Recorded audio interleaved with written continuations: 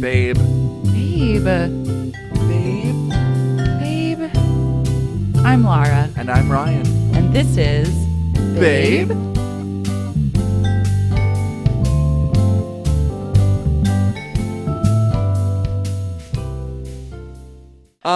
Hi again and welcome hi. to Babe. Welcome to Babe. We're at my apartment again because we have a guest. Yeah. It's really exciting. Super exciting. So yeah, we're still doing guests. Mm-hmm. Fear not. Because we took a little bit of a break from a guest journey and then now we're back on a guest journey. I would like to do them all the time. Ryan wants a guest every single week. It's so easy because you honestly don't have to do the heavy lifting. You can just be like, hey, what's your story? And be like, I still am really unclear on what heavy lifting you're doing on this podcast. It's called being on. It's a job. I'm on right now. I'm tired. It's so much less work. It's so much less work. It's also just like fun talking to like new people. No, it's fun talking to new people. Yeah. I like spicing it up every once in a while. Yeah. I think like once a month. Yeah. Maybe twice. Well, you're like more so twice because we have another guest. Oh yeah, we have another guest next week too. We have good ones. We have good ones coming up. No, good, really good ones. Yeah. Our only guest rule is no straight guys. Yeah, no you will never find guys. No straight white guys. Yeah. Never. But no straight. I thought no straight guys. Like a version of like a straight guy, white guy is like babying out is like I didn't get into Princeton. Like I feel like that's not. I feel like it's just like I don't care. Like to hear them talk about like the time they've been crazy and like been nuts. I'm like I don't like literally know. There are a lot of people that care about their struggles, and we're not one of them. Oh yeah, like the world cares. I don't think the world cares that much anymore. Well, not anymore, but like historically it has. Yeah. So they've had enough attention. Why do they need ours? That's how I'm. Yeah, exactly. But yeah, we have a guest. And Ryan's been having a babe of a week. What are you talking about? You've been babing this week. No, I need to blow the lid. I think you've been babing out too. I'm gonna say it right here. Okay, fine. But you have me first. Fine. I need to blow the lid off of a tweet that Ryan sent out. That was like I'm open. No, I'll come out. No, I don't care. I'll come out about this. I don't fucking care. Okay, so give the readers. Bring it. Give the readers the context. So okay, shut up. Hold on. Okay, Stop so we had a real babe dinner. I cooked dinner for Ryan on Sunday, made a delicious You cooked up drama is what you cooked up. No, you cooked up drama, and I had to sit and watch you and Jonathan get in a full-blown fight. It was like full-blown Virginia Woolf. It was like... It devolved into utter insanity. I've truly never seen you become unhinged in that way. Like, you're always like, pretty much unhinged, but like in a fun way. This was in like a scary way. Well, I felt like I wasn't being heard, which is and we all know what happens when I don't get heard. We all have to suffer. Heard, yeah, there's drama. When I don't get heard, bring your headphones. So I cooked dinner and we sit, and while I'm cooking, Jonathan tells me about this tweet that Ryan sent. Oh yeah, and this was the first moment of like me being like, babe, I don't really do this. This is like what I did. No, listen. What I did was because you know me. You know my output. I thought I did. You know my output as a creator. I thought I did. You know my content. No, you know my content. You know I am for real. I am like an authentic individual. So I guess Jonathan's been trying to get Ryan to watch Wild Wild Country, and Ryan has hissed a la Courtney Love and been like, no. And that's not true. We watched the first episode and I went night night. I honestly like always fall asleep when we watch a TV show.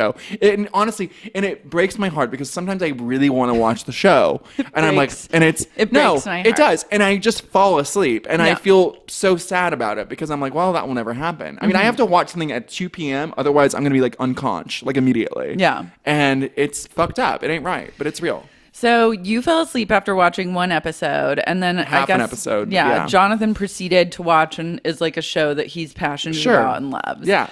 So then Ryan takes to Twitter. Stop. Do you have the tweet? I need to find it. Oh, well. Did you delete it? No, of course not.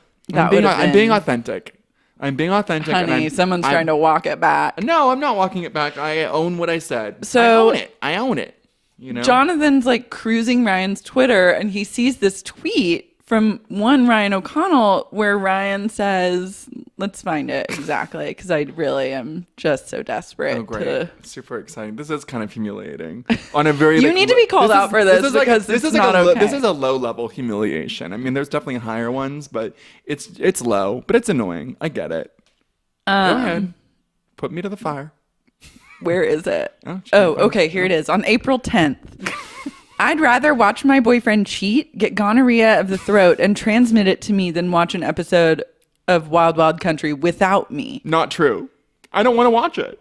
So that was a lie. That was me trying to be part of the zeitgeist, and it really backfired. I have a lot of questions because I'm like, you know that we follow you on Twitter. Like, I mean, I wouldn't have flagged that. This might shock you, but I just didn't think that much about it. I thought what happened was I was on the phone with Carly getting interviewed for her new Vogue column, and basically she was like we were talking about how being in love makes you basic, and I was like, yeah, like literally 80% of it is just like watching a TV show together. Like literally, it's just like, what are we watching tonight, babe? And it's like literally World War III if you like can't decide.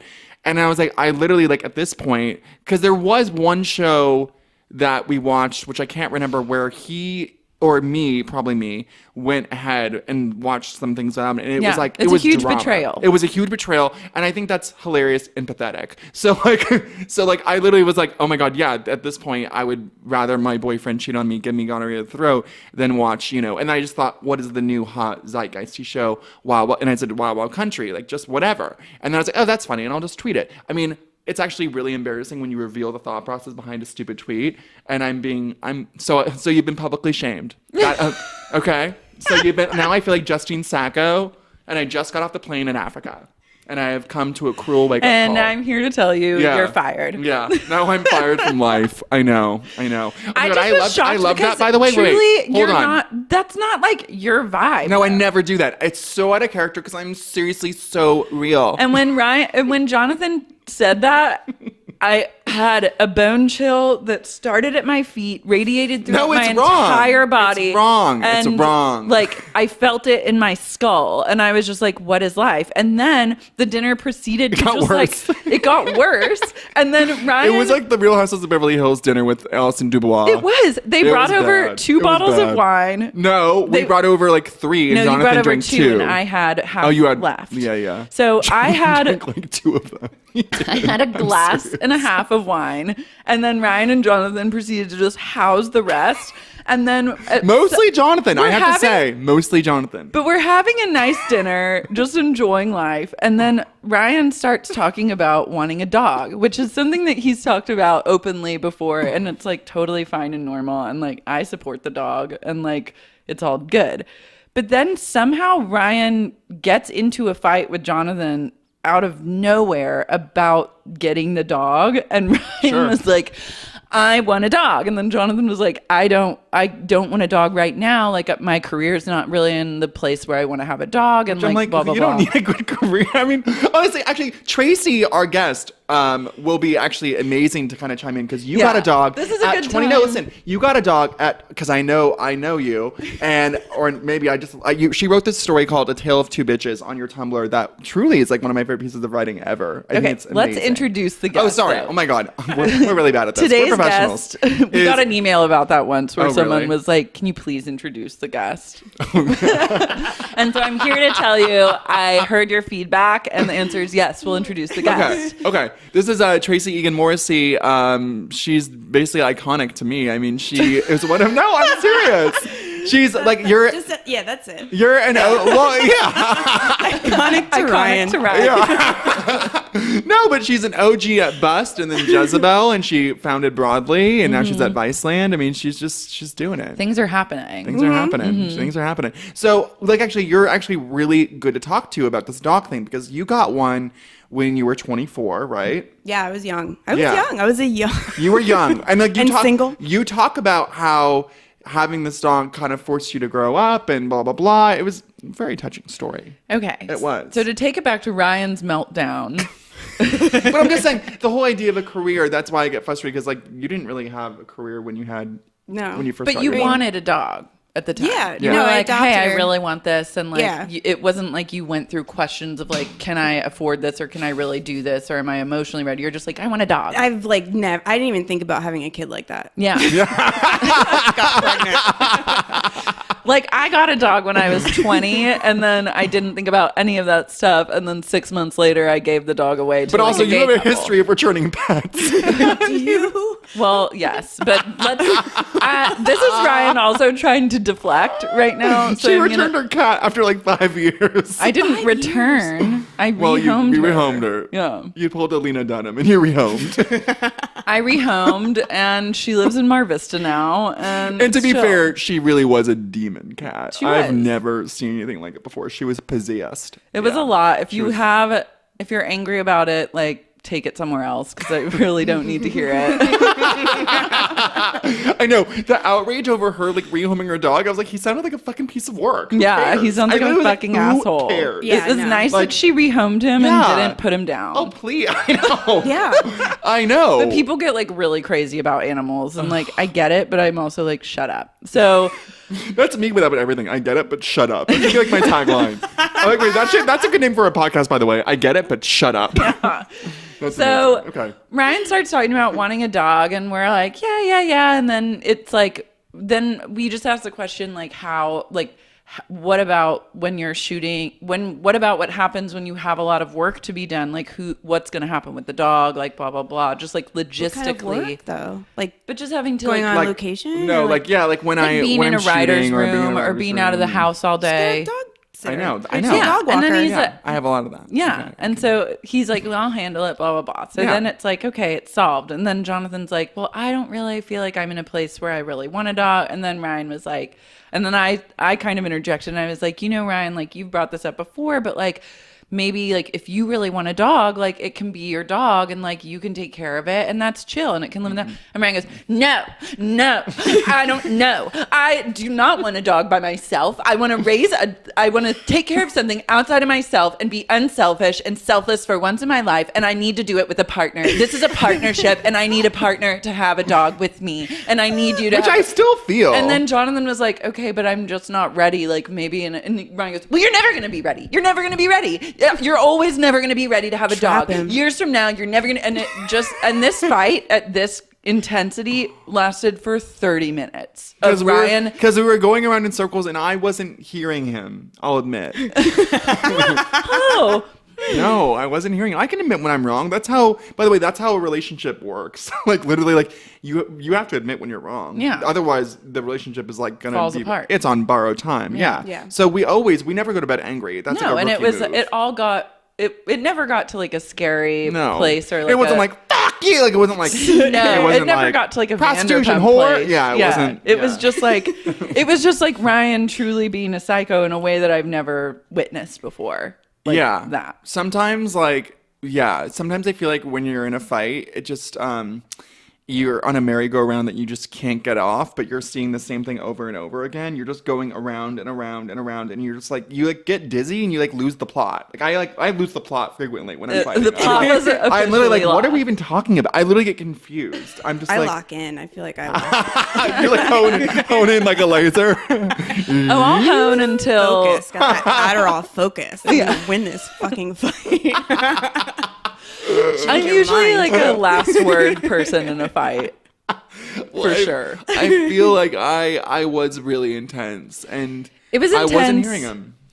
So I'm sorry. So as your friend, I've been through a lot this week. Yeah, but okay. So As a result of seeing not only that meltdown, but then you come into my apartment the next day, first thing in the morning, and be announcing that you're like moving to Atwater Village, which is not Oh, you true. only just.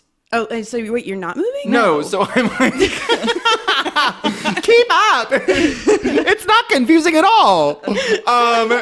I got a realtor and I'm meeting with a mortgage lender guy. I'm getting pre-approved for all that stuff, and so I'm going to house openings. Fun. But the market right now is so severe. Today we saw this beautiful, like, small bungalow house in Atwater Village, which, like, when I moved to LA 5 years ago, Atwater Village was like TBD, but now there's like 20 artisanal like coffee shops and it's like popping. But anyway, so we go to the house and we've been told that the market now is very, very competitive. and we were the first people to see it. Literally an hour later, we are like, oh, they already got an offer, and it's $100,000 over asking price. And I'm just like, oh my God. I've been told stories that basically everything Sounds like now New York stuff. It is. Yeah. I've been told that everything now is going for like $100,000 over asking price, which I did not know. I thought that you could always barter. I mean, I always thought that you could get the price a little bit down. Well, yeah, no. but if it's like competitive. Not in this market. And so I'm kind of just like, it's depressing. It was like the first time like we loved it, and then it was just gone 20 minutes later. It was like so surreal, like being like falling in love with a house and then being like, it's not ours. It's just weird. I don't know. It was weird. I think it's the time of year. I think spring is when everyone sells their house for the most part. I bet. Do it like around December. But you also bought a house. I mean, you're actually like an adult. You got a dog, and then you like. And I gave her away. Yeah. Not to strangers, to my parents, because she bites. And I was having a baby. So it wasn't, but I had her for like 8 years. Yeah, no, that's a long time. Is she still alive? No, she just died this summer. I have her ashes. Oh my God. Edie. Edie. I'm such a creep. I'm gonna. Anyways, All the facts of her life. I do. She had a troubling personality, but like but she had a personality. Oh, she wasn't it sounded like she did. Yeah, it sounded like she really took to you, and then she took to no one else. Yeah, no one. Yeah. She likes my mom. Well, she's dead. She liked my mom. But how was it when she passed away? Was it surreal, or were like it was awful because she was starting to get sick, and my parents called me and they told me, and I called my dad, and he took her to the vet because she had like a seizure, and I was like, I mean, she was fucking old. Like I got her the day that Janet Jackson exposed her nipple on the Super Bowl. Wow. I will always remember that day because I got. So will Janet. I remember that day. So will Janet. She's forced to never forget. So it's like that was like a really long time ago, and she was like 1 when I got her. So she was like a million in dog years. So I was like, Dad, if you're gonna put her down this week, just let me know and I'll come down and I'll do it with you. Yeah. And he was like, no, it's gonna be fine because he he likes to avoid, and he's like he doesn't want to confront anything. Right. And so then I was like, because I'm going camping this week. It was just like a new turn of events for me. As I went camping recently or last summer twice. You went camping? Yeah. Like what do you mean? Like in nature, Like with wait, 10. 3. I went camping 3 times. It's like my new thing. Like I went 3 times? camping twice Like last year too, and I'm going camping this weekend. It's kind of what? fun. It's really fun. Wait. Yeah. Where do you go camping? Once I did glamping, which is great. I had like furniture and heat and air conditioning, but it was like a canvas tent. It had like I was in a beautiful house in the mountains, a log cabin, but it was rest. But I was in a forest, so I was like camping. sheepskin thread. Yeah. that was in Montana on a dude ranch. Oh, sheep. And then I went to you can rent these little islands that are just tiny islands, like maybe as big as this courtyard or a little bit bigger. I think it's like Vermont or upstate New York, wherever they meet in some kind of lake. Okay. And you have to take a boat to get there, like 2 hours. And so I did that with my friends. Cute. Oh, nice. And then I took Una camping at Knoebels, which is like this super trashy Poconos place. It's like trash from Philly. Did she love it? Yes. Yeah, I love it. I still love it. Oh my God. I grew up camping a lot. I mean, that's kind of what I guess like my parents grew up, like we didn't have a lot of money. So they were just like, we're going camping again. And I was like, great. I was like, no worries. I feel like it's expensive to buy stuff to do it. Not when you grow up in like Ventura, California. Like you can just go, like you can blink and you're just like there for $1. Like it's not, like it ain't glamping. I'll tell you that. Yeah, like, glamping was kind of expensive. You're like, why does the person next to us have no teeth? And why is he smoking out of crack pipe? Like it's not, like it was not chic. But I mean, I don't know if you know this, but I wasn't really an outdoor kid. So it was really triggering for me to be forced to move. I was never like an outdoorsy person until last summer, but I feel like mushrooms have helped me. I mean, I've done mushrooms like plenty before, but like doing that, but in the wilderness, made me really like it. Yeah. Oh, good. Yeah. Yeah, I feel like that's the way that you're supposed to take it, maybe. I don't know. But you could take it anywhere. Yeah, outdoors in nature has always been a successful mushroom journey for me. Yes. Indoors, never. No. Really? Yeah. Why would I want to be like tripping out in my apartment? Yeah. But wait, so what? But I've just had a challenging week with your behavior and the house thing. Okay, yeah, well, yeah, I'm ready to buy a fucking house. I know, but it was like, I realized too, I was like, Wait, oh my so God. but I thought you meant like you're moving like in a month. No, No.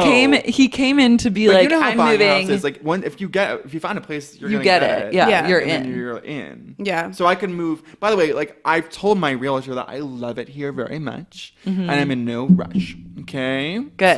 So I'm truly like, So I'm not gonna go. I mean, and also, by the way, if every place I go to in Atwater Village is like gonna get bought for over $100,000 of asking price, which, by the way, it's already, because the market's high, it's already overpriced. So it's What's Atwater Village? Where is that? Atwater is like next door to Los Feliz. yeah, Yeah. and like Glendale kind It's of. really cute. It's Okay. between. I fucking hate Glendale. It's not Glendale. I like the mall. It's not. It's by Glendale. I truly hate Glendale. Okay, wait. So to talk about you for a second, Tracie. Let's see. Okay, so to give our viewers or readers some herstory. You had a blog called 1D at a Time, which do you even like? Does that feel like 20,000 years ago? 'Cause Yes. I'm sure it does. Yeah, right? I mean it was though. It was. I mean, like, I was so young. Then. yeah. Well, also, I feel like internet years are, because I'm, having worked for the internet, I feel like internet years feel so much longer. Yes. Like, I worked at Thought Catalog for 3 years and it felt like 10. So much happens Yeah. every day. Every day. Switching to development from being on the internet for so long, development for TV, I was like, why aren't we doing any fucking work? Like every day I was like, aren't we going to do something? Yeah, no, totally.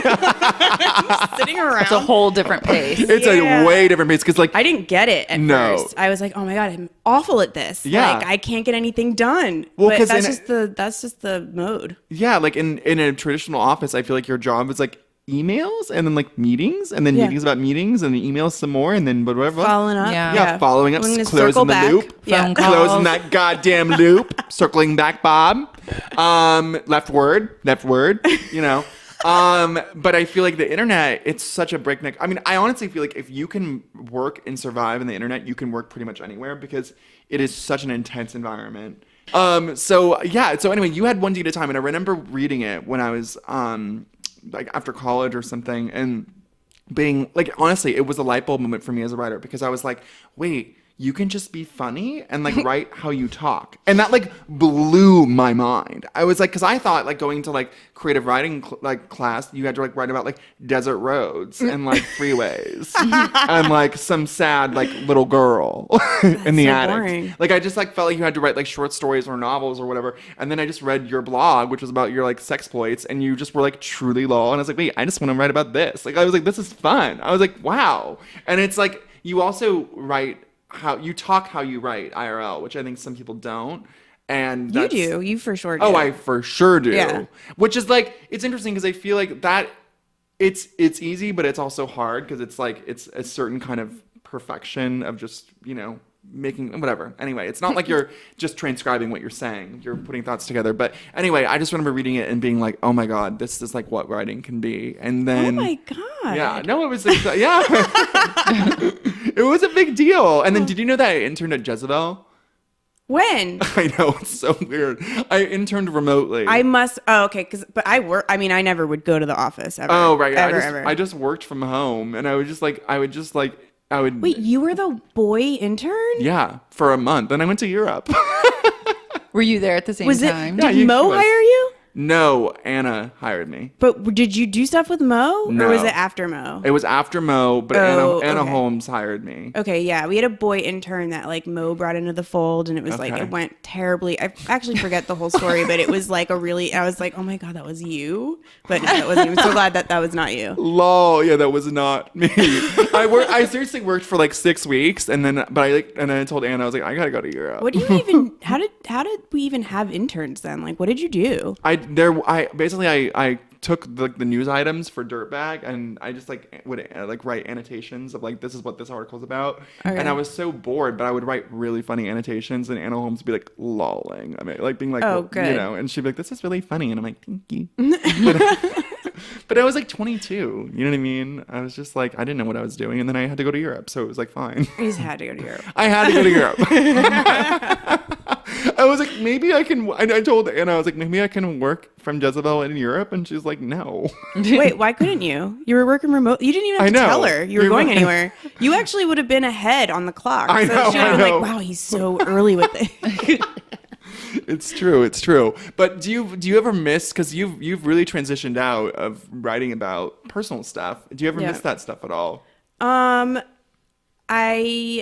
I've transitioned out of writing on the internet. Yeah. I write. Yeah. But I've not published anything. But I'm like just writing when things happen. Yeah. So that I can use it later. Mm-hmm. But I don't know. Oh yeah. Oh, so you're keeping your own little journal. Yes. Love that. I'm but just it's like recording. You're keeping notes. Yeah, I am actually. That's what I'm doing. Yeah. No, I've actually really thought about that, keeping notes, and then I get lazy. Like things will happen to me where I'm like, that's insane, and I need to use that for some future tell-all. No, keep notes in your notes on your phone. You can organize it. Yeah. I need to do that. Wait, how do you organize?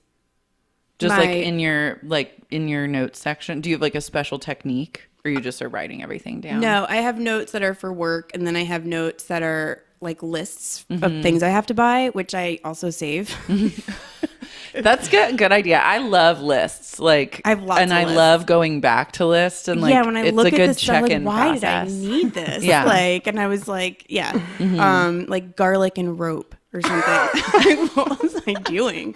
I don't know. Killing vampires. Then I have like work ideas. Yeah. And then I have like things that, I mean, to be quite honest, like just shit that happens at Vice that like I'm like, people would never believe this. Yeah. And well, so that's how I'm just like writing it down. Mm-hmm. That's how I feel in meetings and in writers' rooms. Like there are interactions that happen that I'm just like chilled to the bone about. And I'm like, it's actually truly, truly lol. And I'm like, but also like you can't talk about it. Like you truly can. I mean, if you ever came out with like just gotta stories, save it for later. Yeah, save it for some date when I'm like, when Hollywood won't hire me anymore. And I'm like, well, time for my journey into the tell-all.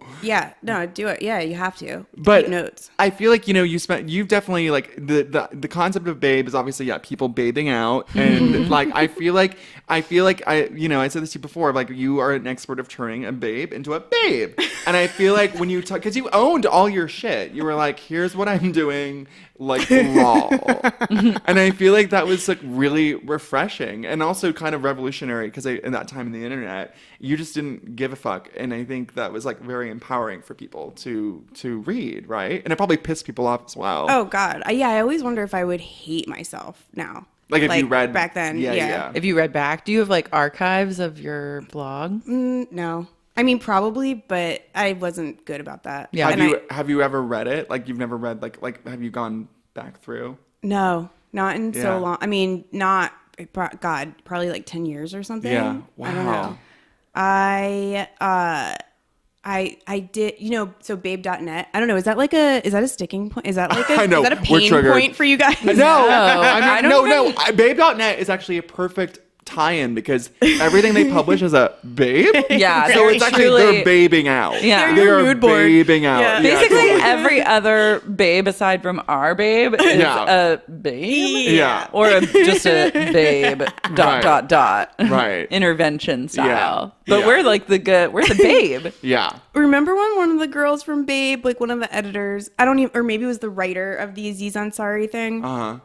Was like she like wrote an email or something to Ashley Banfield, and it was like so mean, and I was like, I kind of like her. I like her spice. Oh yeah, when she wrote like the letter like eviscerating. Yes, I was like, I totally would have done something like that, like so ill-advised. Yeah, no, it's also ill-advised. It's so sad because that's the thing, like just like reactive. Having been on the internet for so long, like sacrificial lambs, like literally, like, and people are just like, sure, share your story about how Aziz Ansari ordered red instead of white wine and how that made you feel. Like, go ahead. You know what I mean? They just so mishandled that whole story. But it's gross and it's like predatory. I mean, obviously Aziz was fucking disgusting and that whole story is a like fucking TBD. But I still kind of think that like it was they handled it really in like a really terrible way, and like they only have like 2 girls that are like 24 that work there, but Right. there's this like other side. Like, wait, who even works there? I looked them up. I found them on LinkedIn, and like, you are truly like a really good investigative no, reporter. I really am. Yeah. No, like, Tracie, you really are. Like when it comes to reality stuff, you know everything. I It's kind of can nuts. find out about like, you know, tax liens, and you know all. I feel like you're just I like a lawyer at this point. to go into it Yeah. and then just not even use it. Just have that knowledge. You just want to know. I do. I really just want to know. I don't even care. That's about, why you're a like, perfect journalist. You're curious. You're curious.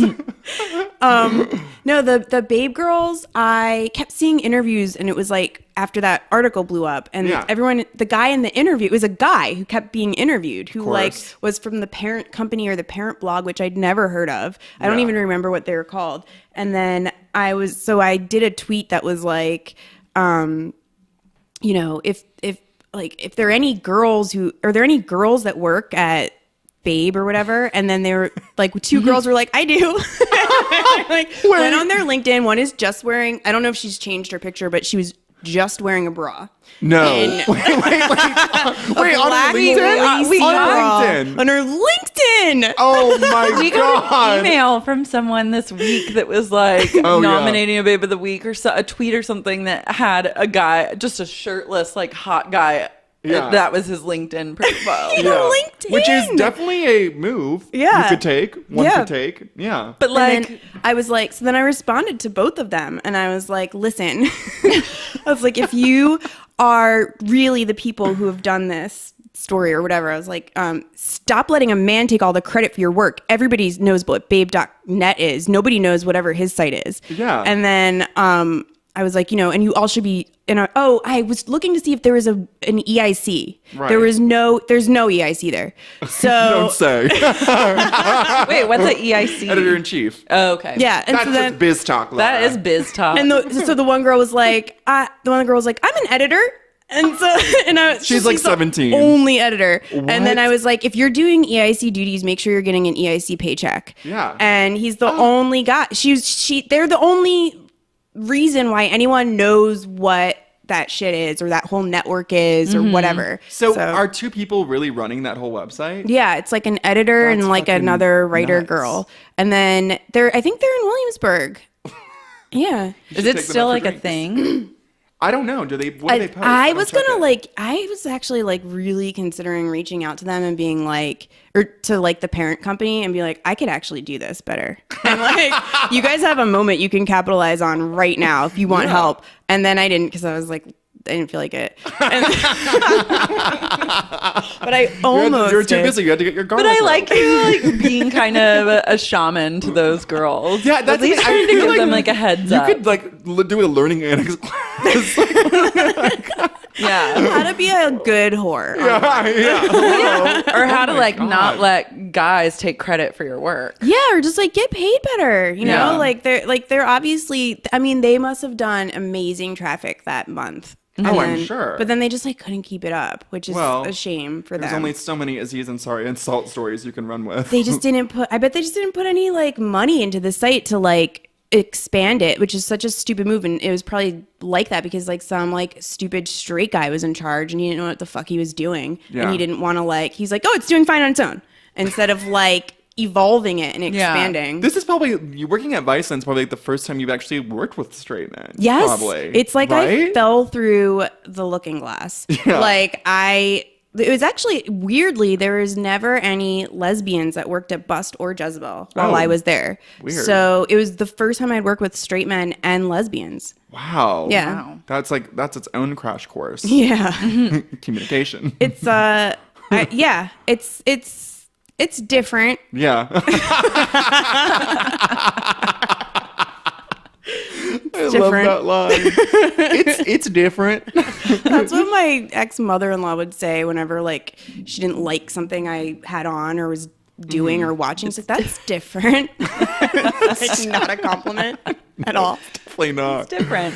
I feel like you have a genuine love for babes. I feel like Yeah. you've talked extensively about Anna Nicole Smith, who you love. Yes. Cousin Shelley, I'm assuming. Oh my too. God, Cousin yes. Shelley. I've tried to find her. I've tried to. It's just I got pretty far because Really? I found out her name. Like, I don't know. This is like a Southern thing, I think. But like, people are often called by their middle names and not their first names, Okay. and that's so confusing. Yeah, that is confusing. And so her name was Michelle Cloud. But then I'm surprised her that the name on her first birth name is certificate- actually Anna or something like that. I'm surprised that the name on the birth certificate is not just Cousin Shelley.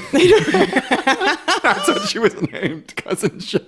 We'll name her Cousin Shelley. Cousin would be a good first name. Well, for the readers that Cousin don't know, is such a good like Kardashian name with a K. yeah, cousin. Yeah, or cuz.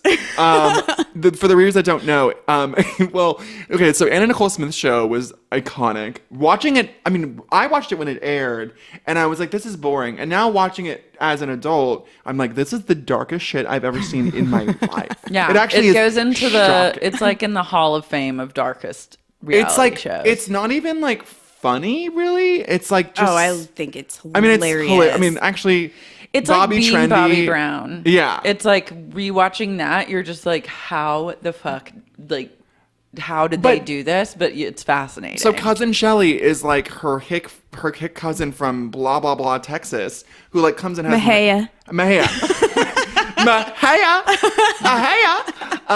She has no teeth. She had like few teeth, right? Yeah, and then Anna Nicole got her teeth, and then She ruined them again, right? Yeah. Which I don't know how you do. Teeth are so expensive. I know. I know. And she just showed up on Anna's door, like begging to see her.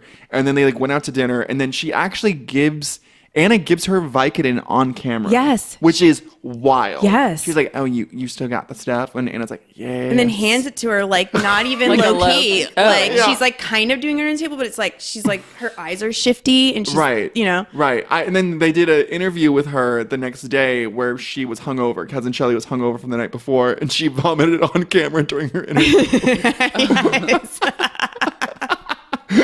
She's great on the iconic Christmas behavior. special. Oh, her Christmas special showing. So then they also had Anna's Christmas special. Have you seen that? No. Oh, it's amazing. I watch Where it can you get every it? year No, on it's the holidays. It's on YouTube. It's a whole show on Yeah, YouTube. her stuff is really accessible, I feel like. Season 1 is available on iTunes.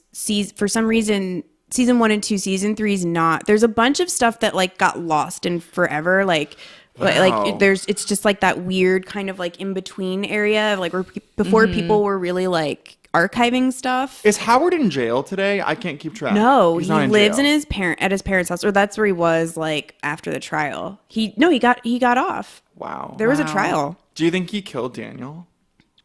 By accident. Okay.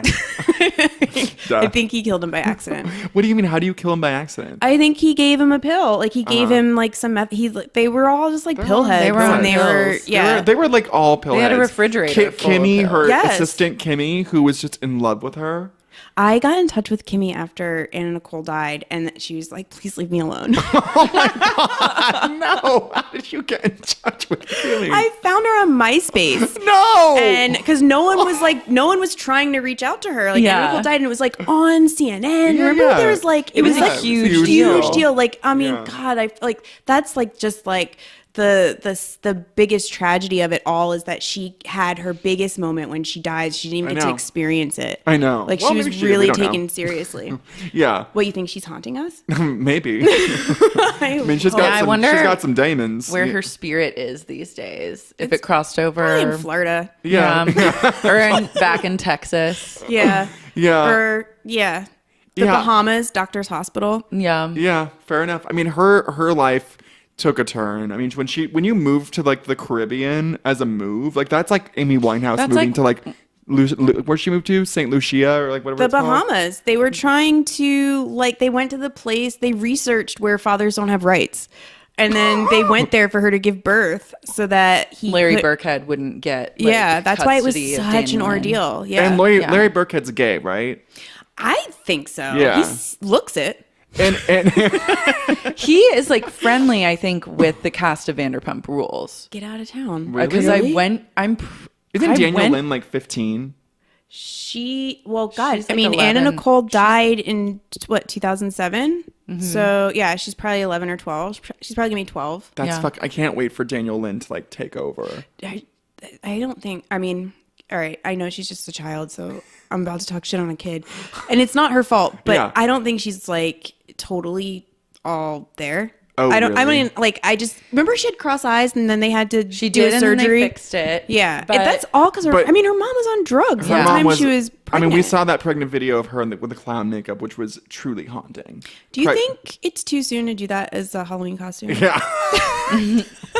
It's been 12 years. Yeah. It's too soon. No, it's like right on. It's right about time. Okay, yeah, all right, I'm it's gonna do it. perfect timing. I'll bleach that's my a hair great, for that. Yeah. I will commit. Oh my would god, people yes. know who you were? The right Yeah, ones the would. right people. the would right yes. ones would. All the gays would. I'll just meet so many friends that night. Yeah. You'll meet other Anyone kindred who's, spirits. like, kindred spirits. worth something would know.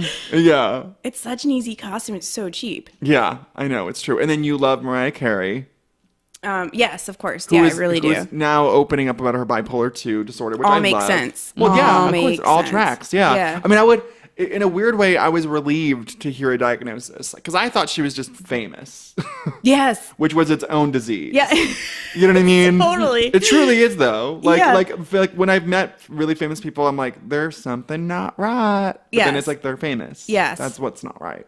But she has bipolar too, so it's a real thing. Yeah, and it makes sense because I remember when she had her meltdown and people were like, "She's on drugs," and it's like, no, she's not like that. Yeah. Yeah. Like, and I always truly believed she's not like that. She doesn't do that. Yeah, I mean, she drinks. Yeah, she drinks, She but drinks. she's like not. She's not like a cokehead. No. Yeah, I not like remember a reading closet drug addict. Or Yeah, something like I remember reading the stories where like she was just like would never sleep. She'd never sleep. She's like, I'm just always awake. I'm always working. I never sleep, and it just makes so much sense that she was having like manic phases. Right. Mm-hmm. Totally. So when you were babying out in your 20s and then you had a kid, Mm-hmm. how old were you? 32. What was your feeling about that? Were you like ready spaghetti or? I don't know. Like I was married. Yeah. But I like I got pregnant, and then I was like, I like took a pregnancy test, and I was like, fuck. And then Yeah. I was like, wait, I guess like it's not like a big deal. Like I could actually have it. Yeah. Like how old are you when you stop getting abortions? Yeah. 32. Yeah. I think. Yeah, like 30s Yeah. sound about where you're like, Lara. I mean, no, I would still get an abortion. But I've had that's some just since me. then. Yeah. To be honest. Yeah. No, Yeah. I mean, so how old is Una now? She's 6.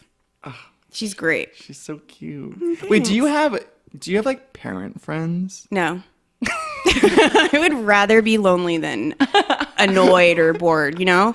Like Yeah. I'm not interested Yeah. in that. So like what about your kids like friend like I'm sure Una has play dates now. Yeah, she's friends. Yeah, and then you have to talk to the parents of those. I do drop off play dates. Yeah. I don't do let's hang. Yeah.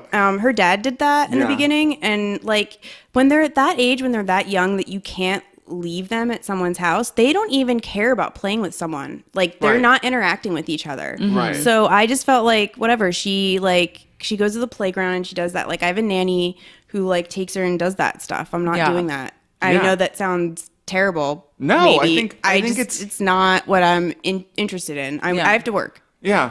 No, it's true. And I think you've spoken really honestly about like being a mom who still smokes pot and like whatever. And I feel like from my friends who have had kids, I think there's only like 2 of them, 3 of them. But there is such intense mommy shame. Like it is like the mommy blog. Oh, I don't even have to deal with that because I don't have mom friends. Yeah, no, but like even on the internet, like these like Well, yeah. Facebook groups that they're involved in. Kylie Jenner just got mommy shamed for going to Coachella. Oh, I'm going to Coachella tomorrow. Shame! Shame! How Shame! dare How you. dare you? What about the children? What about the children? Yeah, I mean, it's like, but like, I mean, I don't know. It's just so, it just seems so intense, right? I actually don't care. Yeah. I don't listen to it. Yeah. I don't believe, I think because I grew up Catholic, maybe I dealt with that kind of stuff a lot when I was growing up, like feeling like guilty or that things were bad. Mm-hmm. And then I just like reached a threshold with that, and then nothing felt bad or guilty or shameful. And Right. then like, but even though like I probably should have been ashamed at certain points, So I think I've like have a good balance now. Yeah. But I mostly just don't. I don't listen to that kind of like stuff. I feel like you have a healthy, like when you do things that are like quote unquote wrong or whatever, I feel like you have a healthy, like you metabolize them in a healthy way where you're like, okay, that happened, like lol, like okay, moving on. It's not like, you know what I mean? I feel like what we've learned from this podcast is that like people have a lot of guilt and shame over their mistakes. And I feel like you truly are the originator of give no fucks. Like I feel like that's like a trademark for you. Like, you know what I mean? I feel like you've just been like why dwell? You know? Yeah. It's like keep it moving. There were like terrible, like there were really embarrassing things that I've done like online. Right. And I like it used to like kind of haunt me, like scandals from Jezebel or whatever, like things where like commenters would get mad, and those things like haunted me for a little bit. And now the links for those things don't work.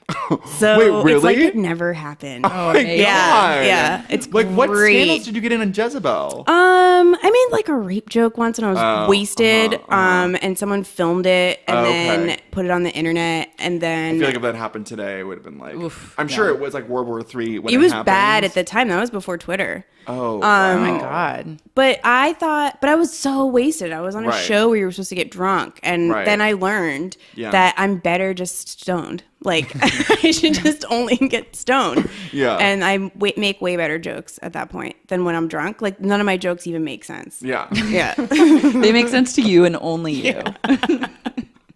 Lol. I know, but like things are so... I mean, we mentioned So You've Been Publicly Shamed, that book, which I haven't read, but I think it's so interesting because, like, there's a lot about the Justine Sacco who went to, the Africa, you know, and her life got destroyed. And I remember I read an article from, like, Sam Biddle, Gawker, who, like, was the one that broke the story. And he wrote this story that was so stupid. It was like, you know, I, like, met her and I actually feel kind of bad about ruining her life. It's crazy. And you're just, like, shut the fuck up. It's literally like local journalist feels bad about destroying someone's life for clicks. It's like, duh. But it's just, I mean, He's been going through some stuff. Oh, really? Yeah. Well, I guess that all kind of catches up. I mean, it does. I mean, I feel bad for him in a way, but I mean, no, I do. I feel bad for him. He's not gonna listen to this. It's fine. Yeah. I immediately just email it to Sam Biddle. I'm like, to Sam Biddle. Love. I mean, you were there when all the Gawker stuff went down, right? Isn't it crazy to think that it's not around anymore? I think it's scary that it's not around anymore. I mean, but like honestly, like being there, it makes sense that it's not around, and that like, because I remember like working at Jezebel, we would be like, we probably shouldn't like post pictures of women's vaginas, and there would be like a whole like Jezebel Gawker feud. There always existed. Oh my and God. They were like super snooty, and they like thought who they were, and they like, you know, just thought that we were like, you know, cat blogs and like reality TV and like girl stuff, like and in like a shitty shithead way. And they ended up like fucking ruining themselves. Yeah. But I remember like there was like rivalry in that we didn't think it was cool that they would post pictures of naked women, like or naked celebrities or celebrities getting out of cars. Like we never did that. Like when all that Britney stuff was happening, like when she was having her meltdown, that was right around the time that Jezebel launched, and we like refused to publish any pictures of like her period. Remember when she would like walk around with her period stain showing and stuff like that, because it was just so disgusting, and like beating up on a woman who's clearly going through some just like not I don't know, and it was just like it was gross. And so I think that there was definitely like a different attitude about celebrities' privacy than I think like the fappening thing really like changed everyone's minds. Like for some reason that did it. Like that made people like wake up and see like, oh yeah. Wait, which thing? The fappening. When all those celebrities' naked pictures got leaked. Like, on that 3 really years ago. I remember we like got into a fight with a guy you were dating at the time. Yeah, I was dating this guy, and I was just saying like, I never looked at any of the photos because I was like, that's gross and it's wrong. It's like an invasion of privacy, and like I think it's wrong. And then he was like, I did, like blah blah blah. Like who cares? She like, took them, like whatever. Like why do you take those photos? And I was just like, Like Yeah. it was just a bad. It's not Classic straight white guy. being like, I don't understand like, something if it doesn't affect me or relate to me. They're like, wait, I don't relate to this because it hasn't happened to me. Yeah, like and it never could. Yeah, so therefore I don't care. Yeah. Why do I have to care about something that wouldn't happen to me or affect me? Like it's literally like them like grappling with something like. Yeah, it doesn't compute. I think it might have to do with like being like.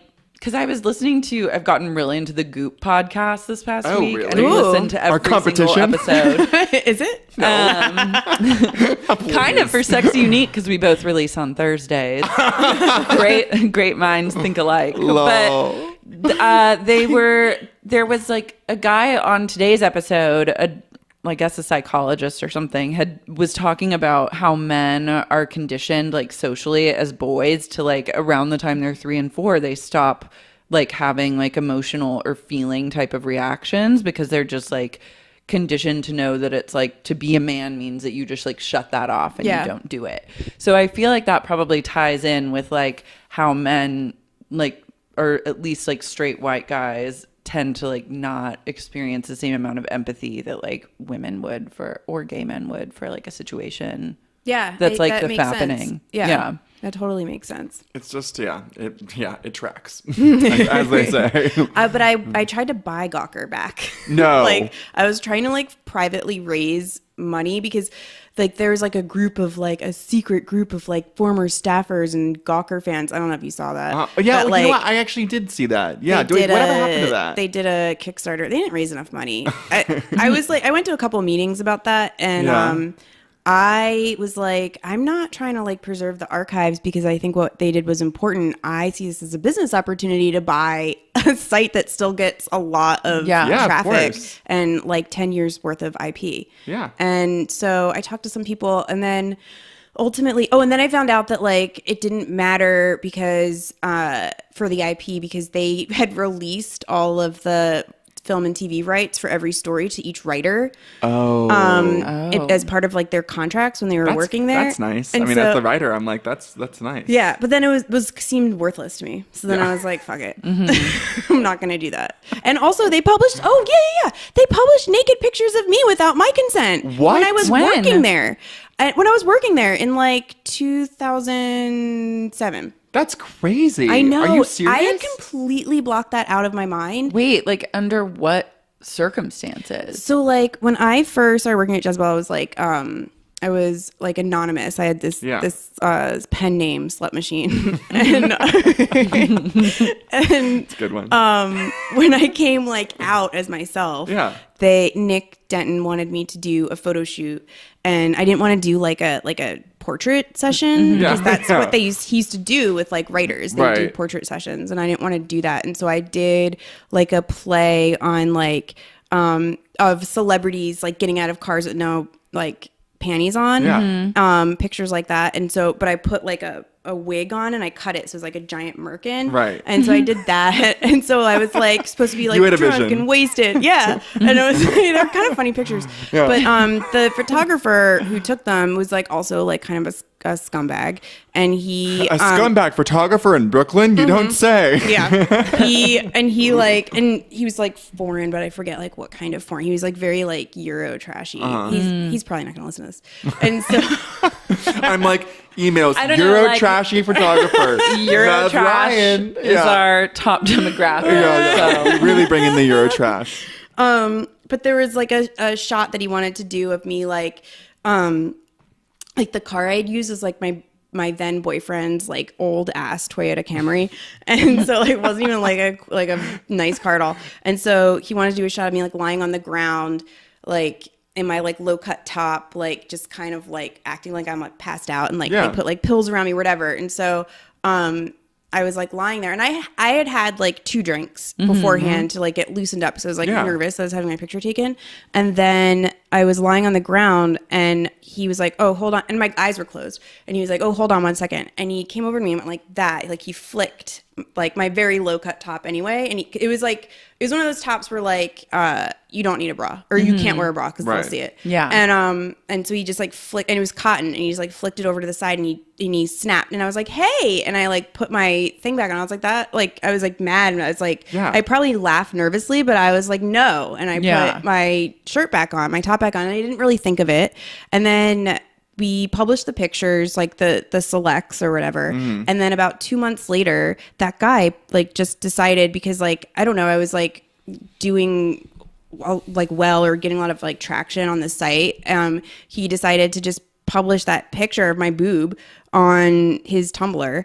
And then someone at Gawker saw it, and then they aggregated it, and then they just put the picture on the fucking homepage, which my dad reads. Wait, he would read Gawker every day. To have your own employer do that. That is twisted sister, though. And then I complained. Like I complained. We didn't have HR at that time, but I complained to Anna Holmes, and I don't really remember what she said, but nothing was done about it, and it was not removed. If somebody had done that to one of my employees, I would have been like Shirley MacLaine in Terms of Endearment. I would have been like screaming and pounding on like desks and like freaking out. Like I mean, I do that at Vice sometimes, and like they don't love it, but but you're just leaning in. I am. But like, those pictures stayed up. So like, I'm kind of glad that like a lot of the pictures got deleted, because I'm sure my boob picture's gone. Yeah. But that's such a mindfuck I can't even fathom that.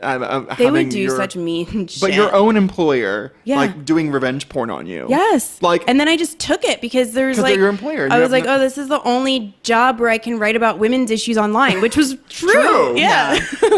It's also crazy that you worked for a feminist blog that worked against things like that. Yeah. And yet it happened within your own like employer. That's just wild to me. And it's also wild that you forgot about it. Yeah, because it was just so normal. And I was like, oh, so just like, all right, on to the next thing. Like, I think what all this stuff like does is kind of brings up all those things that were normalized, and you're like, wait, that was kind of fucked up. Oh yeah, Me Too goggles are like crazy. Looking back on things, those are thick goggles. Yeah, looking back, like everything seems fucked up. Yeah, I'm like, wow, that wasn't cool. That wasn't cool, and which is crazy because I mostly just worked with straight women. Yeah, so, I know you were like pretty much protected, but like not. But not. What was the movie that you like? I saw you like tweeting or Instagram, like that movie that you watched that was fucked up. Was that you?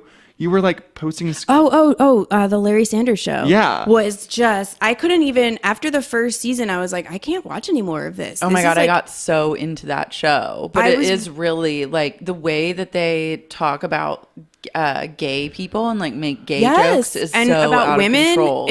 And black people. It's wild going back and watching it. It's like because I remember loving that show. Like I think because I loved Jeanine Garofalo and I thought she was so cool and she's so good. And also I love Rip Taylor. Like or not Rip Taylor. Rip Torn. Rip Torn. Yeah. Rip Taylor is pretty cool. I mean, like love him and his life for him, but like I really, really love Rip Torn.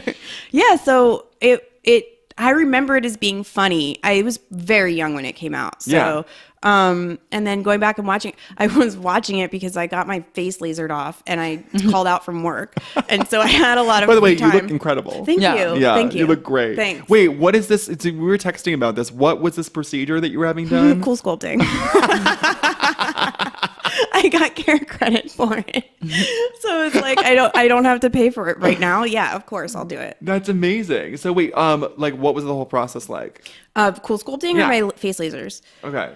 Or both. I've done so much in the past month. I'm not even kidding you. Really? I've really done a lot. Yeah. Okay, I was it was time to like come out of like my winter cocoon. Yeah, of course. And get back on track. Yeah. The cool sculpting is great. Like I haven't really seen the results yet. It takes like a month to start seeing them. Like, I started to see it a little bit after 3 weeks. Like, just because I've not dieted or exercised at all, I'm like, I'm looking like okay. Yeah. You're just like slowly waiting for yourself to like piss all of it out. Yeah, it's like my dreams are coming true, honestly. They just like put this like film on you, and then they have this like instrument, and it just like, it sucks your fat in, and it just kind of holds it there and then freezes it, and then it gets really, really, really cold, and they put a blanket on you, and then they set up a movie for you to watch it. Does it hurt? What movie did you watch? I was watching Netflix. I watched a show called, I don't even remember what it was called. I watched the whole thing.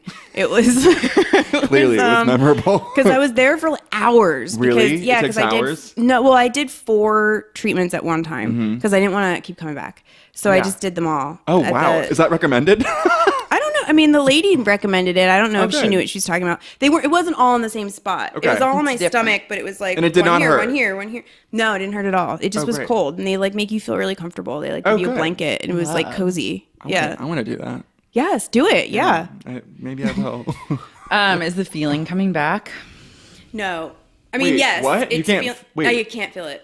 Wait, what? No, my like skin. It's coming back like. Oh, sorry. It's coming back like a little bit. But wait, what do you mean? It just goes completely numb because it's frozen. Wait, where is it? Where can you not feel? Oh, my stomach, like my skin. Like, I mean, it's starting to come back. Like if I pinch it, but like it feels like when I pinch it, that I'm pinching it through like layers and layers of clothes instead of just. Is that weird? Is that a weird feeling? Yeah, but I guess like I had that from a C-section, so like I'm used to it. And I feel like it's going to be worth it. So you're like, would I rather have feeling in my stomach or my stomach to be gone? Yeah, I would rather not have it at all. Yeah. Fair enough. And then what was the laser treatment like? I got Fraxel dual beam on my face, and they did numbing cream for like an hour beforehand. So when I actually did it, I didn't feel it. Really, like I could feel it like a little bit. It wasn't intense. Like I'm sure if you don't do that, like you want to die. Yeah. And I could feel my face burning off. Like I could smell burning flesh when they were doing it. I was like, this is so gross. Like this is really gross. And then when I left there, I looked really horrible. Like just so red, and like it creates these like almost like grafts on your face, like these like squares. Ramona got it done. Oh, yeah, and then she went on that trip, right? Yes. Before it was fully done. Yeah, so I took time off work. Yeah. And I did it on a Friday, and then I had Friday, Saturday, Sunday, and then it was Easter week. And so I just decided to like work from home on Monday and Tuesday. Right. And then I went back to work on Wednesday, and I wasn't like great, but I could mask it a little better. Right. Because your skin literally feels like sandpaper. It's very rough, and then it just falls off. It just sloughs off. Oh my God. Like when you're washing your face in the shower? Yeah, like eventually, but you have to be like really gentle with it at first. And then, it took about 10 days to go. And then my skin looked great for like a week straight, and then I got eyebrow tattoos, and then I wasn't allowed to get my face wet for 10 days, and then I started to break out, and I was like, I just like messed that up. Oh my God. Yeah. Well, you do look amazing. Thank you. Yeah. Oh, honey. I feel like I'm fine. It's been a really rough April. It's been just in terms of like procedures and recovering from there's been a lot of recovery time, and I because I took that time off when I did my face. I didn't do that when I did my eyebrow tattoos, and I actually wish that I'd reversed it because I looked crazy. Wait, when really? After the were eyebrow they like tattoos. really, really dark? So and, like, dark and so red and raised. Were and people like, what? Yes, everybody who I came face to face. I almost went and got bangs, and then I was like, no, don't make a bad situation worse. Babe, bangs are a babe. I really almost did it because but then I was like, why am I going to do that? Like, I think I've literally spent $3,000 on my forehead this month. Yeah. I don't think I should do that. Yeah. Oh my God. But yeah, that was bad. But then yesterday was the first day I could get my face wet, and it felt so good. It felt so good, yeah. Oh, yeah. Oh, my God, yes. I love that you can get your face wet again. Mm-hmm. You're back. You're doing a spring zhuzh. I am, I know. Sad no one can see it's a podcast. I know, I have a face for podcasting. Yeah, hello. Jesus. All right, should we go into reader mail? Yeah, let's do reader mail. All right. Dear Ryan and Laura. That's a troll. Here we go again. At first, hopefully that's like a lol troll. Yeah, hopefully they know what they're doing. But I'm also like, I read this morning and didn't catch this and was like, oh my God, this is so sweet. And now I'm reading it again and I'm like, I hate you. Dear Ryan and Laura, the past 2 weeks have been exceptionally rough for me. I had 2 kidney stones pass at 35 weeks pregnant and then went into labor a few days later. Our daughter was delivered breech and prematurely via C-section and is thankfully healthy. Yay. Besides having problems gaining weight, she is currently in NICU, learning how to eat and gaining weight to come home. The point of my email is not for a pity party. I've had plenty of solo ones, but to tell you both that this week's episode of Babe made me laugh for the first time in a week. There's been a lot of crying, a lot of my emotional side taking over my rational thoughts, a lot of wondering at what point I'll feel not so shitty and helpless for my kid, but I really felt a release listening to Thoughty Lollers on my way home from the hospital yesterday. Anyways, thank you for this podcast. I just signed up to be a patron because I need more Babe in my life. Aww. That's really nice. Is it weird that I hear stories like that and I get so jealous because I didn't come back from the hospital okay? I think that you're okay to think that. I mean, like, literally, like, because like, I hear birth trauma stories and then they're like, and honestly, it all worked out. And I'm like here being like... I didn't even think about that. Well, it's okay. I'm bad that I think about it. But I don't know. But it's true. I mean, I was delivered wrong. Wait, in what way was it wrong? Because I know you've talked about this before. I don't really but actually know, like, the real logistics of it. I just know that, like, it was a really bad birth. Was it a C-section? Yeah, it was a C-section. Okay. And I guess the doctors made some mistakes. And you have a very good shaped head. Yeah. Yeah. Oh, thank you. Never thought about that. But I guess I could totally have a weird shaped head. But yeah, like I was born blue, losing oxygen, and I was in the ICU for like 2 months. It was like a TBD affair. Were you premature? No. Oh. I was on time, but not ready. The world was not ready for me. So anyway, but I'm super happy that her child is going to be good. And I'm really sorry for making this about me. I'm really sorry. I'm sorry. No, but I hear stories. It's like weird because I think like when you're born different and like you hear these stories of like it was a really tumultuous delivery and they were in the ICU, but honestly, miracle of miracles, everything worked out okay. And I just clock that a lot. I've heard like throughout my life I've heard those stories a lot and you know, anyway. Okay. Next. I'm sorry. Hi babes. So I'm currently binging your eps and recently listened to Shannon and Vicky, I'm fucking done, where you shared that email where the babe read her ex's emails for 2 years. I literally lolled at that one. Then I realized I had a related babe moment. I'm fucking done. I fucked this dude at the ripe age of 18, a freshman at liberal arts college, lol. And when he dumped me for what was to be his future wife, he was 22, a senior at our school, I went full babe. I tried to act all cool, like, oh no, we just fuck, I don't care, etc., but I actually did care. Basically, I was convinced I was hot and she was boring. Well, I discovered her fashion blog and read it religiously, awaiting her mention of her relationship. This is how I found out they got engaged, married, and then eventually had a baby.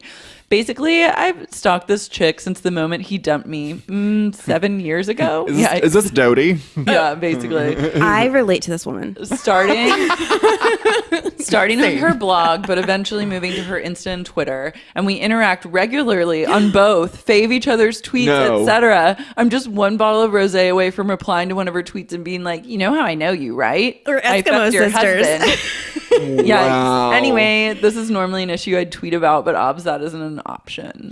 This whole podcast has made me realize just how like super sleuths women are online about exes and stuff like that. It's powerful. Well, sometimes it's powerful. It's interesting because for me, I've definitely had like obsessive moments online, and like it a lot of the times is like a way to like emotionally cut myself, I've realized. Yes, like, it 100% I'm like, is. hey, do I want to feel, and it's actively like become like, hey, do I want to feel like shit right now? Like I'm gonna go just like read my ex-boyfriend's entire Twitter account to the point that I left off last time, like 4 weeks ago. And then I'm just like, wow, I fucking hate him and I hate my life. And then I just like am in a pissy mood. So I'm like really trying to not do those like moments anymore because it just like makes me enraged and I don't get anything out of it. Well, It took me therapy twice a week for a year to stop doing that. Really? I think that I stopped doing it. No, not for a full year. For like 8 months.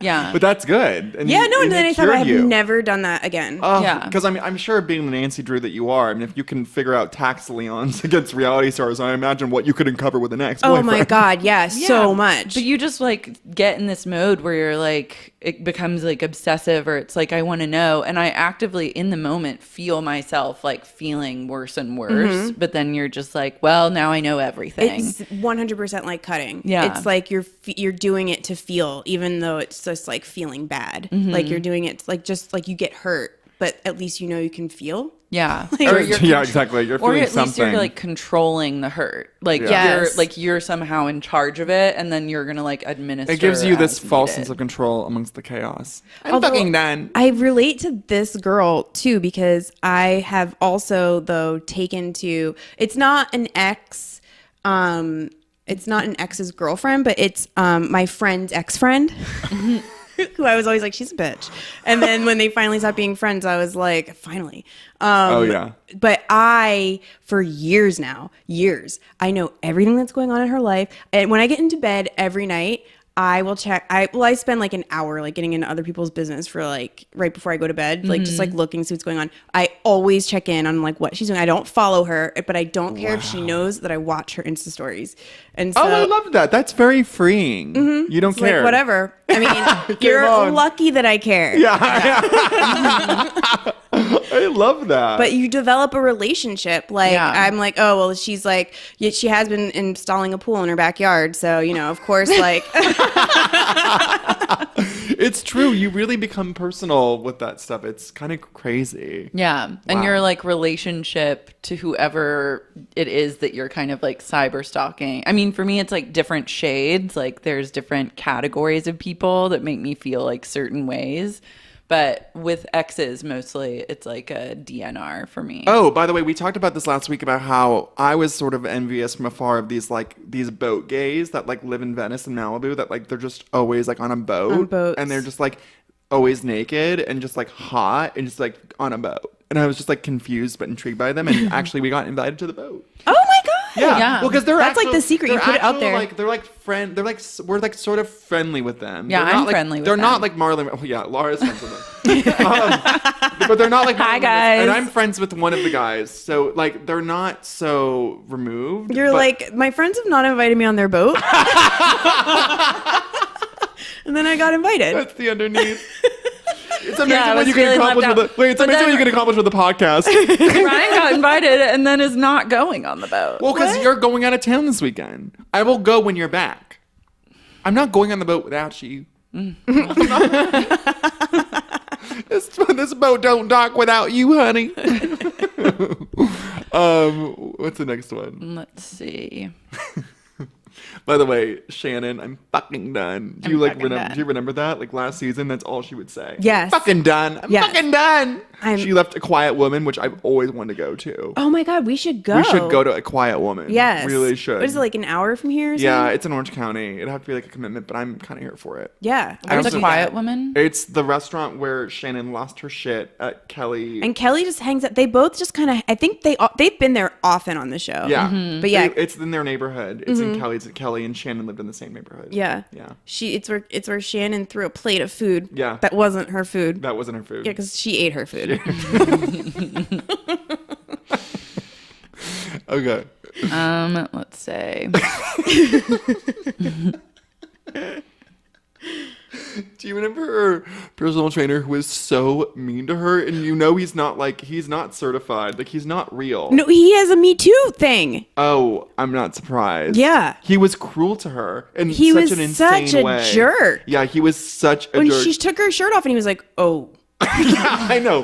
That's what Tracie Anderson said to Gwyneth. Remember when Tracie Anderson was like, when I saw Gwyneth naked, I was like, you've got to be kidding me. This is bad. I can't even imagine, because she just has seemed very thin her whole life to me. Yeah, Gwyneth has She's been very thin, but she has this body that's like insane. poking Like at the holes. her, like you see her in person and she looks just like she looks regular. Like you wouldn't say like, oh my God, she's so thin. Because you know a lot of famous people, you see them and you're like, oh my God, that's a stick figure. Yeah. Like, but Gwyneth looks just like regular. But then you know that she is actually celebrity level thin. But it's just the way her muscles have been toned by that Tracie Anderson workout that's like, it's otherworldly. But like she never looked bad. Like Tracie Anderson being like, I saw her naked and it was scary is such a reach and so insane. Yeah. Well, Tracie, what would she do? If Tracie she saw has me? thoughts and Tracie has feedback. Tracie's scary.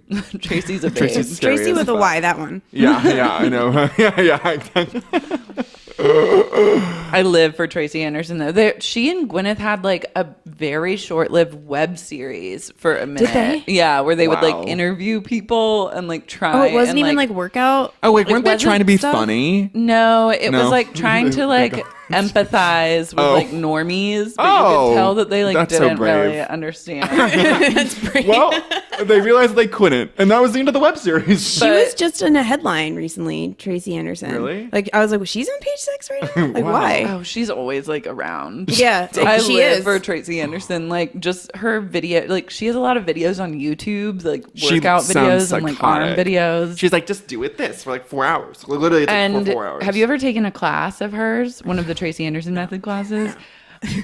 They're amazing because I've never been in another workout class like this, but the instructors don't speak.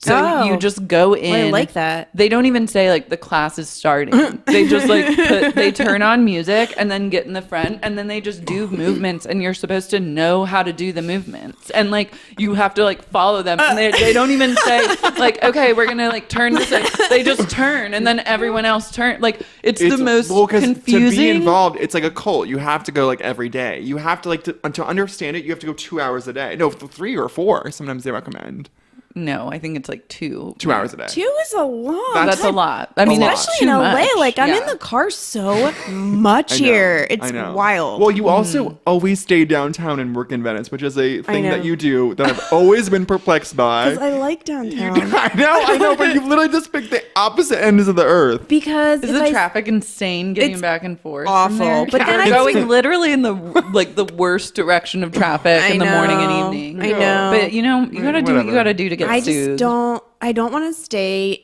on the west side unless Yeah, I fair can enough. stay in a place where it's to my liking, and Yeah. they won't pay for me to do that. Advice.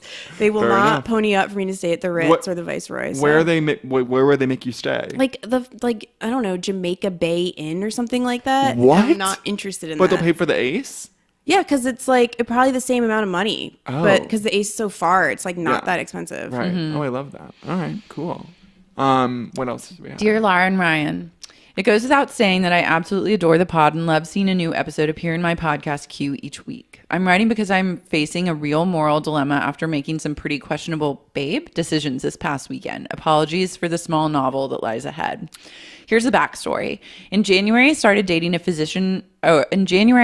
a physician assistant program and quickly developed a very small, tight-knit group of Lawler friends who I'm with from the time I wake up to the time I go to bed, since we're in school all day. Love. Think the opposite of New Girl. 3 girls and 1 guy with weird sexual tension among everyone. Oh. The guy- Oh, like a. Interesting. Okay. Let's call him Luke, and one of the girls, dubbed Jenna, lived together and started hooking up pretty early in the semester.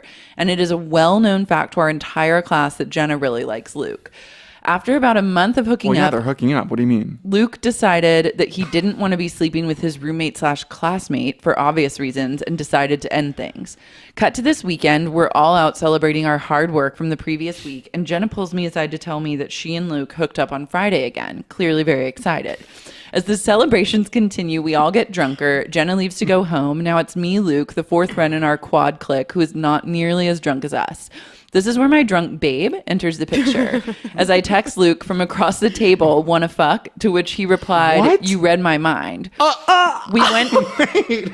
We went to dinner with our 4th friend, who proceeded to take us back to my apartment before leaving Luke and I to have the craziest, hottest sex I've ever had, and I've had a lot of crazy hot sex. We were extremely sexually compatible, which is something he had said was not the case with Jenna and him. Anyways, Wow. Sorry, after Jenna. having Sorry, Jenna. Sorry about it. Oh. fantastic morning sex, we agreed we could continue our clandestine affair, and I took him back to his apartment. Jenna let us into the apartment and she was quite frigid, which is not usual for her. Cue instant internal anxiety attack. Jenna assured me later in the day that she was upset due to some family drama and was not upset with me, but of course she doesn't know what ensued the night before, I think. Is it completely babe of me to want to keep up this insanely hot secret sex with my best friend? I wouldn't say that I like Luke in that way, nor do I care if he continues to sleep with Jenna. But I know it would crush her if she knew. I'm loving the thrill of keeping a secret like this, but I'm also extremely anxious that we could be discovered. Plus, I've always prided myself on being a very loyal friend. He and I have discussed all of this ad nauseum, and we're on the same page, but we both agree that Saturday night was too good not to continue. Need help and clarity. Sending thoughts and prayers to babes everywhere. This is like Grey's Anatomy. It's like literally like it's just called like literally like we're bored and we work so much and we need a release. Well, they can't. I mean, I think that's such a difficult place to be in college. They're in physician assistant program. Yeah, so it's probably like they don't get out much outside of their. So this is like what they have to work with. Okay. So I'm confused because literally she was like, the sex is amazing, but also I don't care if it continues and like, I don't like him. I was like really confused by that kind of thing. Yeah. I get like. I don't think this is. I mean, Jenna knows. Jenna knows. Okay, because I told her. She knows. I don't see how Jenna could not know because if you spent the night together and then you dropped him off at the house the next day, I'd be like, you guys fucked. What if our next email is from Jenna? She's like, hope okay, guys, there's some problem. Like, I think my friend fucked the guy that I've been fucking that I don't know. My friends have been hanging out without me. Yeah, right. I think no. I think that this can only end badly. Unless you want to have like group sex, in which case he's gonna fuck that third girl. Yeah, I know. He's just working through. Then that's group. The next one's Jenna. Then the other one's the third girl being like, "Why is no one fucking me?" Yeah. No, they're gonna have sex. Yeah. So I mean, I don't know. It just seems like someone's gonna find out. Kind of mean to your friend, but like if you are really just like situational friends, then it's fine. Like yeah. Like, are these like your best friends? And like, because I also got a little. I'm like, okay, how loyal of a friend are you if you're literally like the day after your friend Jenna fucks this guy, you're like, hey, wanna fuck? Like, I know you're drunk, but it also like, you weren't drunk enough. Like, I mean, you were still texting. Like, you were forming sentences and you were able to type and unlock your phone and stuff. Like, you weren't that drunk. So you were sober. Yeah.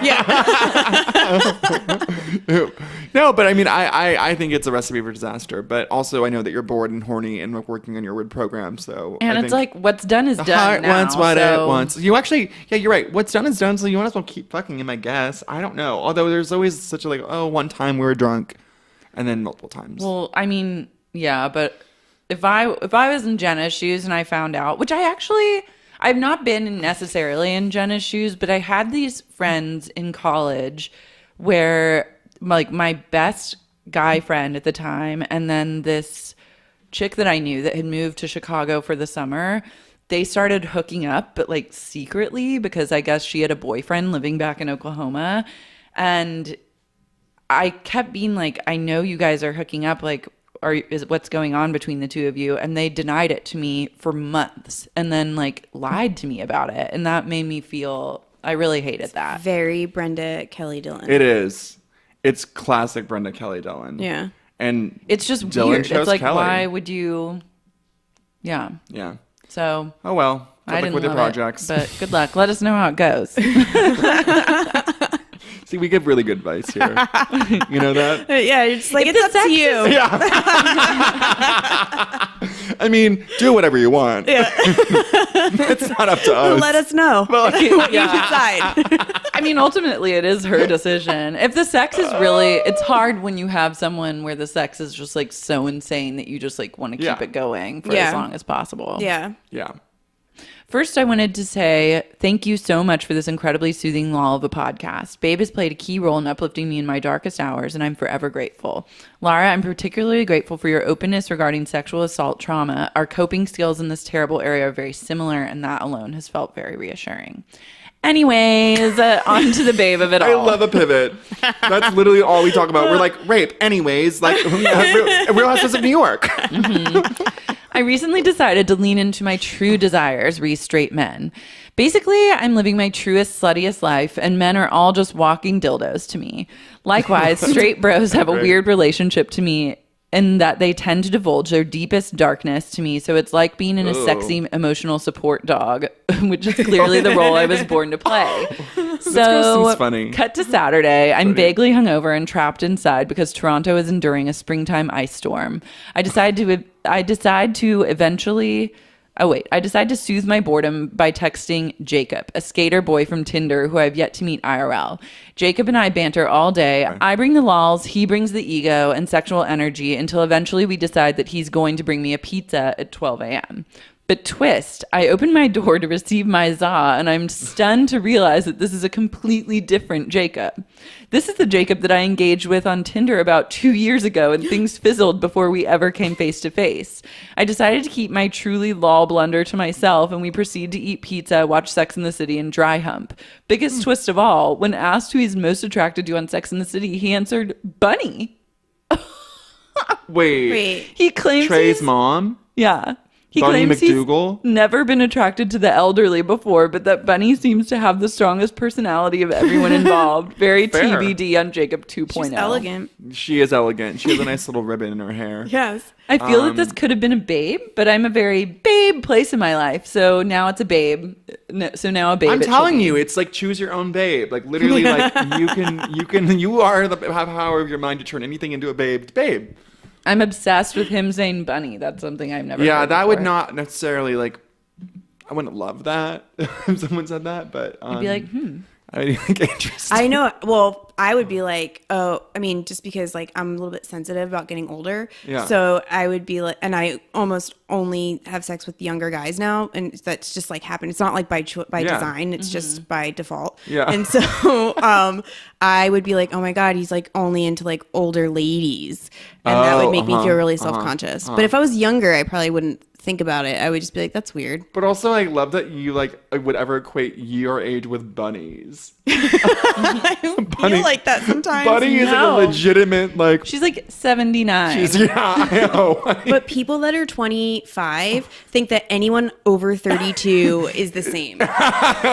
They're like, That's actually fair. Yeah. I kind of feel like being 25 and I remember like thinking 32, 39, same different. Like, Yeah. like Yeah, whatever. yeah. It's the same shit. Yes. Yeah. Fair enough. Okay. It's weird to think that, like, God willing, we all like will be in our 50s someday. We're just gonna be like, oh my God, I'm like we will. 53. I won't look like it. Yeah, I know. I can guarantee that. Yeah, if things are going well, I'll just like reach. What if we're still 35 and doing then babe? Stay. Kill me. We're like 51. We're like, did you babe out this week? We're like, well, I've got the knee problems. So that's a babe. I need to take, my erection doesn't go anywhere. It doesn't do anything. What, you would just go on medication though, right? Yeah. You would I just take a pill. Yeah. Yeah. Haven't had to take that yet, but I'm really into doing it. It's I don't gonna care. happen soon. I'm not scared of like doing things that you have to do when you get older. In that sense. exactly. Take a pill. I'd slough off my face. Like, I don't care. Sure. I'm open to it. Yeah. Yeah. Love that. Okay, who's our babe of the week? We said that we would like let people nominate them, but then I also don't think we got any nominations. We didn't. Or did we? We did get one. Hi, Lara and Ryan, longtime Lawler and Ryan O'Connell fan since the Thought Catalog days. Pre-ordered and read I'm Special. We're friends on Snapchat, etc. Lara, the I have podcast. You do, because you sent this guy a Snapchat. I included did? in this email. Oh my God. Yeah. Wait, you can, Oh, I used to have like weird nude like sex sections. I used to keep it interesting on Snapchat. Yeah. Snapchat was like with like just like one-on-one combos. and Snapchat DMs was like and stuff. slut chat. No, for me. I would just know because no one that I really knew had Snapchat or followed me. No one in my family for sure. And so Yeah. I would just like do like nude shots or Yeah. like Oh, bra and panties. I would always send nudes. Is it a nude? No, it's Okay. just a picture of you looking stoned, and it says, "I love you."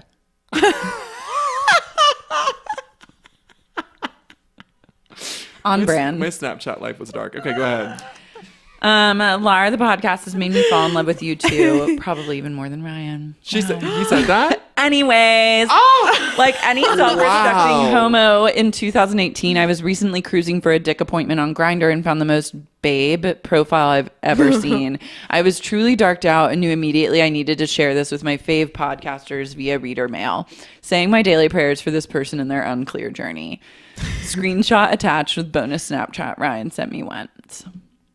This guy, so this Grindr babes bio is hashtag thinning with a little emoji of a chart going down. What?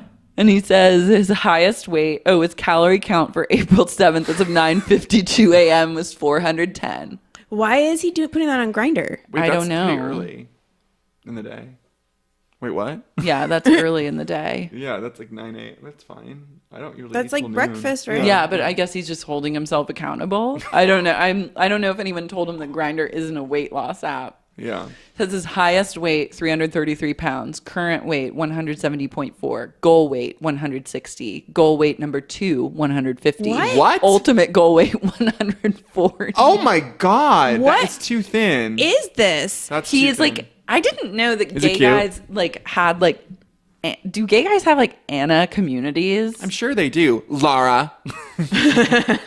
Do they?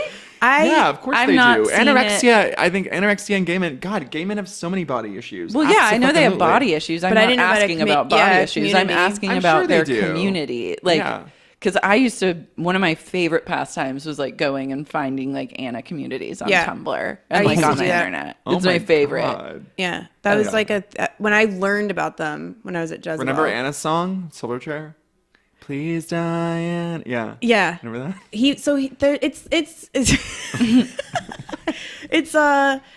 I feel like it's like less common, and then I guess to be gay on top of it and be anorexic, it's like, I mean, I feel like gay men are You're a really probably marginalized more group. prone to maybe you need have the community. eating disorders.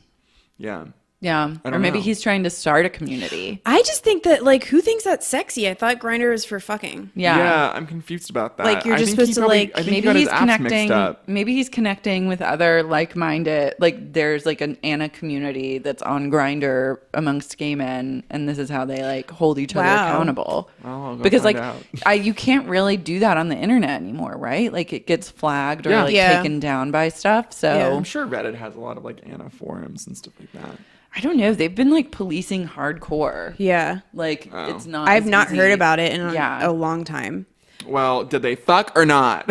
Yeah, I Did don't he? think so. Maybe it's like one of those things where like he feels fat all the time and he just feels like he has to list his current weight and what his goal weight is. Cause I know that like I think that in my head, like with dating apps, I'm like, oh, I don't really want to put something like a picture where I look like really good, where I don't look like myself. Cause Right. like I don't want people's faces to fall when they see me. That's the thing I've never understood is like people putting photos that don't represent them. Because I'm like, don't you understand that when they see you, they're going to know that you're a liar and the Yeah. date is already off to a bad start. So he's just trying to get ahead of the curve. yeah. He's also his height is 5'7", so I don't think Oh. that his goal weights are like that. oh, insane. Yeah, actually, they're that not. like tracks. 5'7", 140. 5'7's too short. Yeah. that's the that's the real problem. Yeah. You're like your anorexia, your body disorder. No, you're too short. Oh my god, lol. You're like stop focusing on your body and stop focusing on your height. Yeah. Misdirected. lips. Okay. So babe who's of the your week. babe of the week? I guess myself. I have no choice. That's mine too. the wild wild country thing. I have The no... Wild Wild Country thing haunts me to this very moment, and it's shaken me. That and the dog flip out, which we didn't. I feel like we didn't get to devote enough No, time we to did. that. We but did. I think we lived there. that, and then the announcement of moving to Atwater Village without having bought any sort of real estate in Atwater Village, and then planning the move to Atwater Village, where he was like, "Well, when I move there, like so and so can move in my apartment." I was like, "What's happening?" It threw me into a tailspin. I'm Yeah, like, she on was birth triggered. control, so I'm feeling hormonal God. and crazy. That's And then the root of Ryan all of acted. this. Ryan did a God damn trifecta it. of crazy. You put the troll in birth control, honey. I'll tell you that. Ryan's you really do. trifecta of babe behavior really made me question who he is and do I know him really. So yeah, Snooze. you're my babe of the week. Lol. All right. That's right, a wrap. well, that's it. Thank you for coming being on, our honey. guest. Yeah. Thank you for having me. This Yeah, is of so course. exciting. Duh. It's super fun. I love it. Making the podcast rounds. Love. All right, guys. All right. Donate to our Patreon because this shit ain't free. Well, it is free. It is free. It's totally free. But if you want to, donate $5. Yeah, you can go to www.patreon.com/babepodcast and follow us on Instagram @babepodcast and write us an email.